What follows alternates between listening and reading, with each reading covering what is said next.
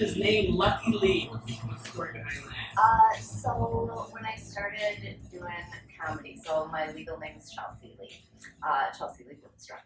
But when I started doing comedy, I kind of wanted something that was different because there's a lot of Chelseas and not that many. I feel like it's like a weird in between. So people know Chelsea Clinton and Chelsea Handler and Chelsea Peretti, but then there's not that many other ones. And there's like a bunch also that are around my age.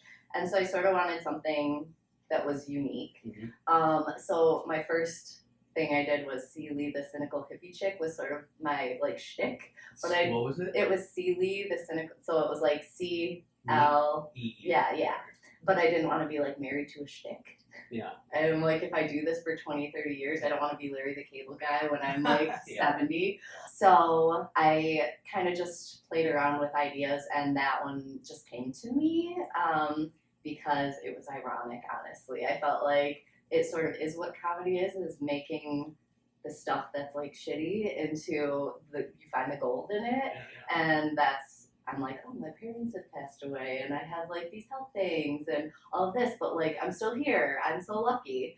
So, and life has been very fortuitous for me, I feel like, in a lot of ways. So it just sort of stuck. You weren't particularly lucky all the time, or if you weren't? I mean, I actually have a patch of 4-leaf clovers in my yard, and yes, and I grew up, of course, never found one. You know, kids would find them all over the playground, and I'd be like, tear a little leaf, go like, I found one too, but bullshit.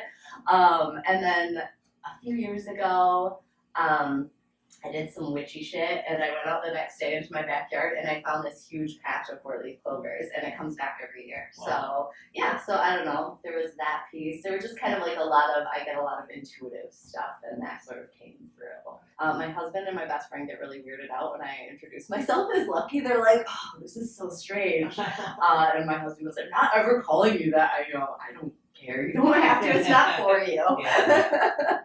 But, yeah. Now, how long have you been doing?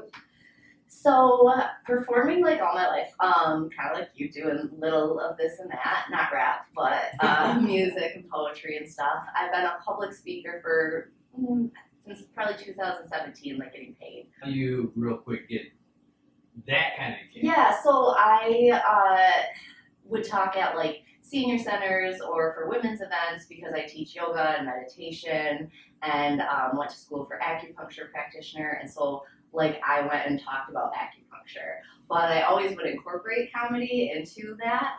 And then I discovered David Nahill. I don't know if you've ever seen his stand-up. He's from Ireland. I think I found him on Dry Bar. Okay. But he has a book that's called Do You Talk Funny? And it's basically about how like corporate speakers need to incorporate humor to be more effective and memorable. And it sort of just made me realize I actually just wanted to do comedy. Like, I don't want to necessarily tell people what to do and things like that. I just like making them laugh and sharing stories. So anyways, my first open mic for comedy was in June, and the first time I bombed, because like my first 2 or 3 sets were awesome, and the first time I bombed, I'm like, I'm a real comedian. Like, you know, if you can bomb and still want to keep doing it, you're like, oh, I do love this. I haven't done anything crazy far away. My first one was at a women's retreat, so not at a bar either, but it was like over 100 people, so you know, nobody was there for comedy. It was like you know, they're singing all these heartfelt songs and poems about healing and stuff. And there were younger girls there too. And I had some curse words. So I was like, I don't know if I should even do this. And you're nervous anyways, right? Like, it's your first time doing it. And then this 10-year-old, Olivia, who like beat my ass at arm wrestling, got up in her cargo shorts and her AC/DC t-shirt, and she starts rapping Big Daddy Kane's I Got Bitches, and like bitches was every other word, so I knew I was fine to go ahead and do some comedy. But yeah. How long a routine did you do? Probably, I mean, it wasn't timed really because it was a freestyle open mic. I bet it was probably 10 minutes maybe. Yeah. And you knew you had all this stuff worked out already? I mean, or- I'd written stuff and kind of went over it, but I was teaching classes and things there too. So again, I didn't know if I was even gonna do it or not. And then I'm like, all right, I got to. So yeah. But What are your favorite comedians? Yeah. So I love Cat Williams. Is probably like one of my Okay. top. I love Amy Schumer. I feel like once you start doing it, Yeah. you kind of admire all comics more too. Definitely. Like there's people who before I would never have watched or I would have been offended and I don't like this.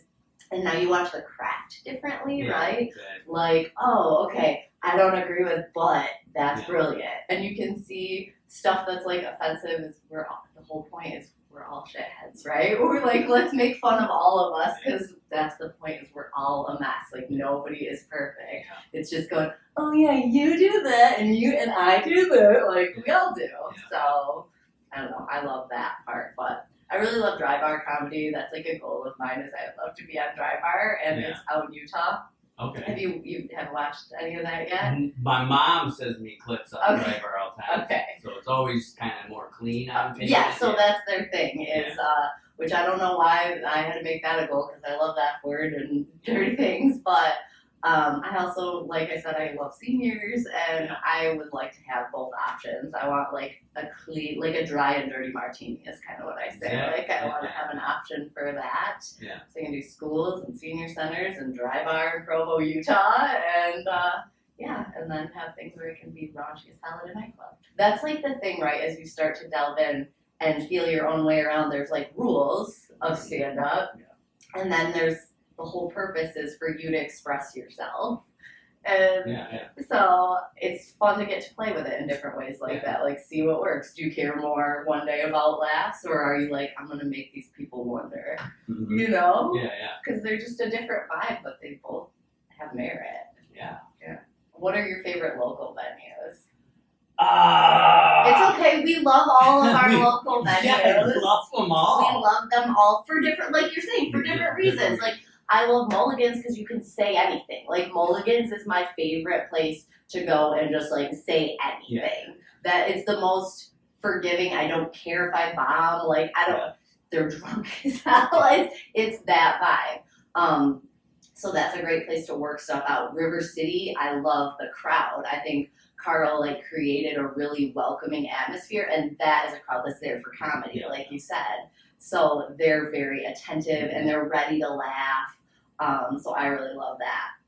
And I haven't been to like a ton of the local spots either, but like those are two that stand out to me. Tip Top. Yeah, Tip Top was good. That was fun. Yeah. I like that that's kind of intimate. Yeah. And I think Alex has a really good energy. Like, I like how he really brings it. Mhm. So, yeah. Have you tried the comedy project too? I haven't. I've been to a show there. I did just sign up to maybe do the sketch thing. Okay. So that's in January. But honestly, that's one thing where it's just about like measuring out my time because I run a business and I have a 12-year-old and I'm married. You know, everybody has stuff. But it is hard for me sometimes to justify like going to a paying show not knowing if I'm going to get on the roster, because that was sort of initially like you go and put your name in the hat and maybe you get 3 minutes. Yeah. So it was just like, I don't know if I. Yeah, that's more of I'd say if you want to do that, get a sign up. Yeah. So I would definitely go if you can get that one. Yeah. That's more of a crowd there for comedy. Definitely. But that's another thing too, because it's subjective, right? Yeah. So I mean, fucking tons of people say women aren't funny. That's just not true. So I used to not say I don't like them, not funny, but I would always prefer to, because I don't know, it was a relating thing, but once I, like you said, turned into, into the craft, or something to be just getting up there first of all. For sure. And then just memorizing something, or, say something, and get that timing. And then something to be funny. Oh my God. Even just a couple things. Yeah. I'm a fan of everyone now. Yeah, for sure. I feel that too. Definitely people that make you laugh nonstop and you're like, oh, goals. So it is hard to fit in though, right? But I feel like common among comedians, right? We're freaking outcasts. black sheep, weirdos who look at culture differently. And that's sort of the whole thing. It's the whole thing, right? That's what I thought. It is. It is the thing. But then there's still this like funky hierarchy. I don't know if it's a hierarchy, and it's our own stuff too, right? Like, because people are nice to me, but I still feel like, oh, I'm so weird when I go to open mics. Like, I want to connect with people, but it's intimidating. Yeah. Which is brutal, because it's like it should be our people, right? Like, you want this. We're supposed to be able to say anything. That's the whole thing. And when you read about camaraderie or hear about it among other like famous comedians sharing all these, the table at the Comedy Cellar and That's stuff, what right? That's what we're envisioning. It's like, yeah, like point at each other and call each other out. Like, it's gonna be brutal. Feelings are gonna get hurt, and also it's comedy. You know, Yeah. because life is messy. But I think because there's a lot of, we're in these atmospheres with a lot of drinking, like cognition is shifted, communication gets muddled. So I think that probably can just happen. I don't want to step into something and be like, I'm so awesome. Like you said, even if you have a great set, it doesn't mean shit, because it's still subjective.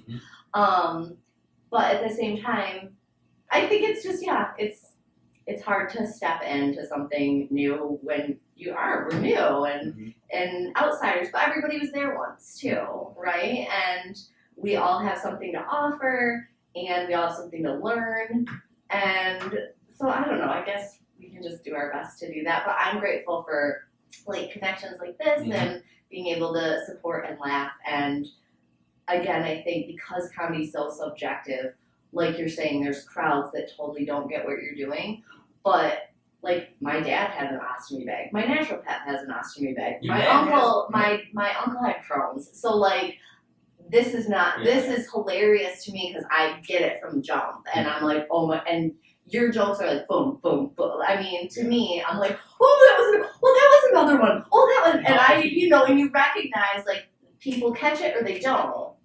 You're too kind. No, I mean, I think that that's just true. And if they aren't there with you, if they are trying to still figure out your tarp and they don't know what an ostomy bag is, they're not gonna get it. If they don't know what a rectum is, like I forget sometimes that there's these many levels of education, and everyone has their different genius. I can talk about neurology and spirituality and theology and shit like that all day. I love science. I'm a total nerd. But not everyone knows that stuff. And I think because we have real lives outside of, you know, comedy like everyone does, you forget that people don't know what you know. Like, I know I'm guilty of that. Sometimes I'll be like, oh, especially when I was teaching these subjects before, I'm like, why do I need to talk about spirituality and enlightenment and whatever? There's YouTube and Facebook, and everybody says it out there now. It's all available to everyone. But I forget, not everybody knows. Not everybody's been studying this all their life. Like, not everybody has known about Crohn's all their life, you know? That's what I was finding out. Sometimes you find your crowd. Could you do an hour special? I could do an hour special, it wouldn't all be killing. I think it's that. So I did a half hour for a large women's event in October. Yeah, I think that was in October. So I mean, that was 25 minutes, but that's like a mesh of like, these are my real stories, and ladies, please tell me if I have a chin hair that's the size of a microphone cord, you know? So it's blending comedy and stories, which is kind of what I do anyways. But yeah, so I wouldn't like at this point right now be like, yeah, let me go do a full hour and get paid for it. But I'd say in 6 months I bet I could. Yeah. I feel like since you kind of have your set, that probably helps that you know how long about it is, because your material is the same mostly, right? So that's my hardest thing, is like writing like people on a tight vibe, and I have those, but also not really, because I do new stuff all the time. So I love that, but I struggle to write just a bit, or like just to set up punchline, because stuff kind of flows through me when I write. I don't know how you write, but I get like a whole idea or a whole story, and I'm like, oh, and then I can punch that up. But I'm like, oh, this is its own theme, kind of. And so I can easily do 5 to 7 minutes on this. But I have a bunch of those. I have like 6 notebooks full since June. Yeah. So I write a lot. I have a lot of information or a lot of jokes. But it's doing the same thing again and again that I'm like, oh, that's hard for me. But so I practice a lot, but I don't do the same set again and again and again, which I know is like what you're supposed to do. Yeah. I mean, I've done the same one more than once, but like I don't do the same one every time for sure. Well, I mean, I feel like it's okay sometimes too to just not like be like, I don't have a segue for this and go it. You know, if you just want to try jokes and bits, I feel like that's okay. But especially now with how do you like memorize? I just practice. Or you just know your story. Yeah, it depends on if it is like if I'm writing a lot of setup punchline, then I'm like, I pretty much memorize it almost like a script, and then just try to get like so fluid that I can do it like it's lucid. Or if it's stories, then I'm just writing like a bullet point to remind me of the story and a set or whatever, and then I know the stories well enough that I can just be loose with it. That I don't remember seeing you do like look back to your notes at all. Where you don't even bring stuff up there too. Sometimes I do, but not that much. I think I had one set that I did at Harmony that was a rough crowd. It was like one of the first cold nights. We had just gone to Wheatland the weekend before, and my phone and my car broke that week. It was like just kind of a shitty week, and I had a whole set up, and I was like, I'm not even gonna do this. And so I did have notes, and I got like a pretty good warm up, and I just lost them like halfway through. Oh, I don't know. Should I just go up and read my joke, be like, I have this joke and this joke and this joke, and see how that goes? I mean, I might, just to see. Yeah, I mean, I've done lots of poetry and public speaking, so that's why I'm kind of like, oh, I want to do comedy. So, but I like it all. I like to mix it all. I like, I think my whole thing is just like, I want to remind everybody of our common humanity. Like, that's what I love about it. So, and that's been in all the work that I do. So I just like pulling it in through what I think is the most healing thing there is of all. It's humor. Your kid obviously probably never She hasn't. She begs all the time. Do you do routines in front of her? I told her some of the bit that I did last night because it was about her. And she thought it was pretty funny. Now that was a true story. Not about me doing that. That part was a joke. That's a joke. You really thought I shit in my driveway and waved at my neighbors. No. Oh, that's awesome. I did not do that, but she did. She did actually. There were 3 shits in front of my garage door, and it was Melody when she was 4. But she said she told one of her best friends that, and she goes, Anya told her friends about that, but she got 4 years old mixed up with 4th grade, so they thought I was 9 when I was doing it. I thought that was good. She always wants me to change her name, and I'm like, I don't even use her name that much, but whatever. I don't know. She wants you to take her name out. Yeah, she's like, call me Luna. I think she just wants me to do it for She wants her stage name. I guess so. Yeah, I once had a psychic lady tell me that my husband was like my anchor, like my roots, and if I didn't have him, I would just float away. Yeah, I talk about weird stuff. And that's what I should be married. 10. Well, going on 10 years, but we got married on our 5-year anniversary, so 15 together. We never thought we would get married, so. So you were together. Yeah. Then had your daughter. Yeah, and then got married. Yeah. Oh, what do people say about that? I mean, I think they were probably more surprised that we got married than that we had a kid out of wedlock. That was, Was it a big wedding, special wedding, out of town? So we got engaged the Wednesday before our anniversary, and then got married on our anniversary 3 days later. So we almost eloped, but we ended up having like 16 people in our backyard. And then we did a huge toga party reception in the fall. So we got married in March. and in our snowy backyard that we had to shovel like the day before Yeah. our wedding. I was like, I don't know if this is a good idea because we were like gonna kill each other shoveling ice out of our backyard, and then it was a lovely day, freezing but great, and then yeah, we had our toga party in September. You guys meet? We met through a friend, so we had good references too. Yeah. I was actually in hair school, and I was dating somebody else, and this girl who'd only known me for a few weeks in my class was like, "You need to break up with your boyfriend. I know your soulmate." And I thought she was nuts. And then he and I met. She said the same thing to him, and he thought she was crazy too.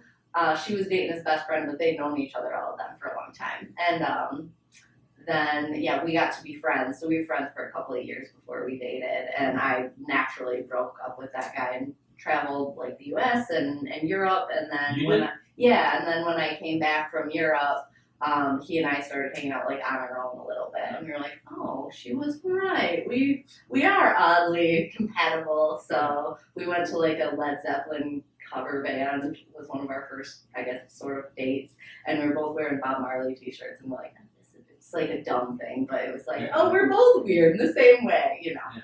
So yeah. So Europe, what's that? What were you doing there? So yeah, I love to travel. I'm from Rockford. I always say that a little shamefully. Good education, but like pretty conservative.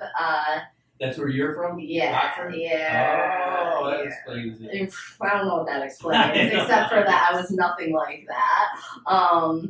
Yeah, so I had to get the hell out of there. So I went to massage and osteology school in Florida first when I was like right out of high school. Then came back to Grand Rapids, and they were opening Douglas J in Grand Rapids, so I went to hair school. And then went to Vidal Sassoon in London. So that was like my excuse to get there, was to like go take advanced academy classes for hair. Wow. And I then like just backpacked around Europe for a few months by myself and couch surfed and stayed at hostels and stuff and made a lot of really bad decisions and had a great time and luckily survived. Yeah, So yeah, I wouldn't even, so that's pretty, before smartphones, I didn't have a cell phone or anything, and just like, traveling around Europe. So. How'd you like do that, navigate? I mean, I forget how we did that back then. Yeah, right? Like an actual map? You just yeah, a lot of like MapQuest directions for Europe. Yeah, I just like planned stuff out pretty well in advance before I went, and had like emailed places and like made reservations or made contacts through email. And they had internet cafes, so you could like go and just hang out and use the computers for free. And so that's how I would like interact with couch surfing hosts or whatever. And then I could call my dad internationally. They'll be like, I'm still alive. And he'd be like, oh, okay, I'm going to a football game, bye. So. Would you just take money with you, or how much would you like bring? Yeah, I mean, they have ATMs and stuff. So my mom died when I was 16. And well, you know, like it happens. Our parents, we all go. How'd she pass? She had a heart failure in the middle of the night at 47. Really? So, oh so I was 16. It was like a couple days before my 17th birthday and before my mom and dad's like 25th wedding anniversary. She had just completed osteology school at Aveda in East Lansing, and so she was like just starting her new career, and pretty unexpected. And I was obnoxiously close with my mom because she was awesome. Everybody loved her. Like So her funeral, people were like lined out the door. Everybody was saying, "Oh, she was my best friend. She was my best friend." Like hundreds of people. Yeah. So really fucking rad lady. So anyways, she died, and I was under 18, so like I got a little money for that, which went to school. Mm-hmm. And then her mom died 2 years later, and so I got some money from my grandma. So that is what paid for my education and travel at that point. Yeah. So shitty, but lucky. Yeah. That's why you're named Lucky. Yeah. So, and then my dad just passed away last year, so I really am an orphan. No, it's okay. You make the best of it. I have some good bits around it. Do what you gotta do to get it done. Come on. No, I don't know. Grief transforms you, and like losing your parents is pretty foundational. Yeah. You know, so You do hair. Yeah. You're a professional speaker. Yeah. Comedian. So many things. Writer. do you have any books you're doing? I have some books Working on? I'm working on. Yeah, I have a couple books I'm working on. I'm working on my first novel. And so this summer I had like a whole week without clients, and I'm like, okay, I gotta write this like self-help book. So I sat down and wrote all week, and I'm like, sweet. And I went to type it up, and it's like 50 pages. And after I read it, I was like, that was also maybe part of a turning point. Maybe it was in the spring, and I was like, I don't want to tell people what the fuck to do. Yeah. Like, I don't want to tell people what to do. People, the information is there. Like, Yeah. you can eat healthy, you can get good sleep, you can meditate, you can, there's all these woo-woo things you can do. Yeah. But, like, if you're going down that rabbit hole, you'll find it. And I don't want to be going to be like, here! Unless people ask for it. Yeah. It just felt preachy. So, anyways, I don't know if I'll come back to that and tweak it and make it funnier where it's still relevant. But yeah, those.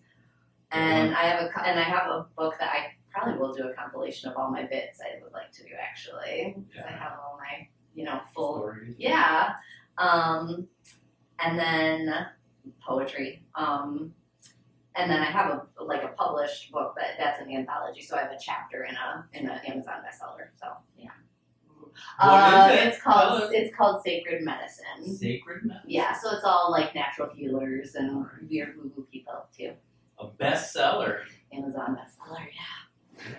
It's funny because I feel like I have this very like confident energy and do have a presence on stage, but then that like interacting sometimes can still be really hard. Or I do great with this, like one-on-one. I love to go deep and have real conversations with people. Like, let's talk grief and trauma all fucking day, and make light or cry or whatever. Yeah.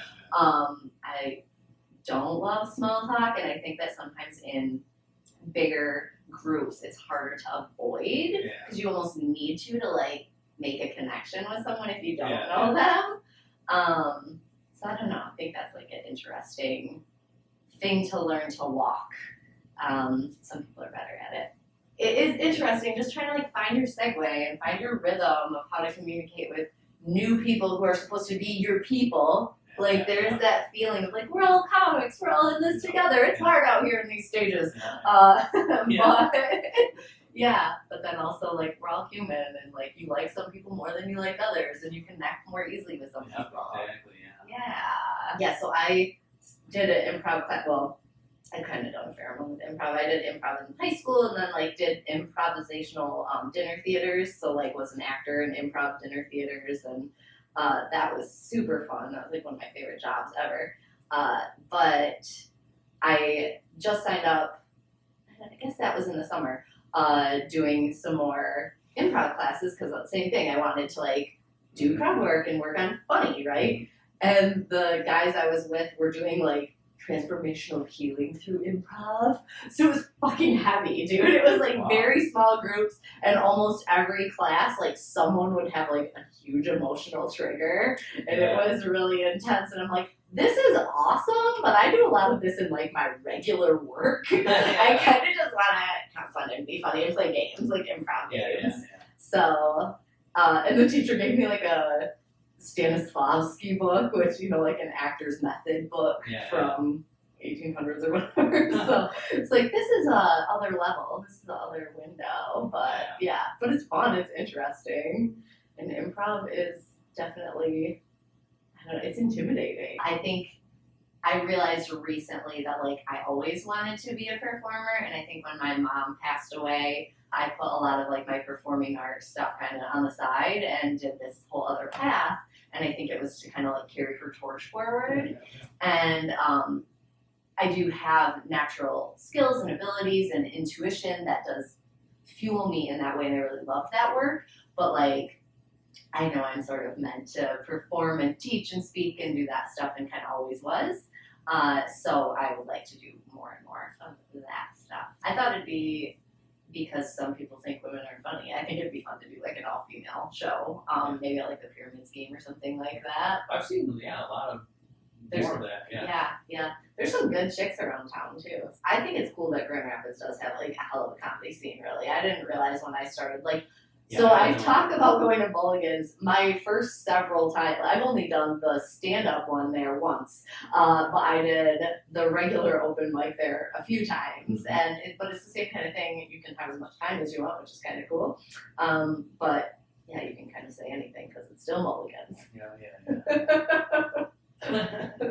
Nobody cares. So. Have you had days where you go, okay, today's I'm waking up on.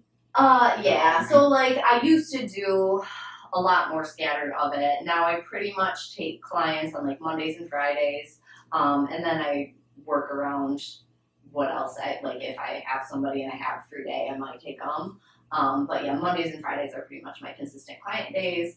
If I'm doing meditation or yoga, I like to do like private lessons or like semi-privates, so people can do like with their spouse or with a good friend or whatever, sibling. And then those I usually do in like series or sessions or whatever, like you do 3 or 4, like a package of 3 or 4, and you do it on the same time, same day every week. So those would be like a Tuesday, Wednesday, Friday thing, or Tuesday, Wednesday, Thursday thing. Okay. Yeah. Which is nice. It gives me lots of time to write. Yeah, keep it up. Yeah, man. You too. Anything else or about? I don't know how long this is. No, it's probably really long. I feel like we talked about a lot. You're lucky me, everybody. Better hear it. Hopefully there's like anything salvageable. I feel like random things.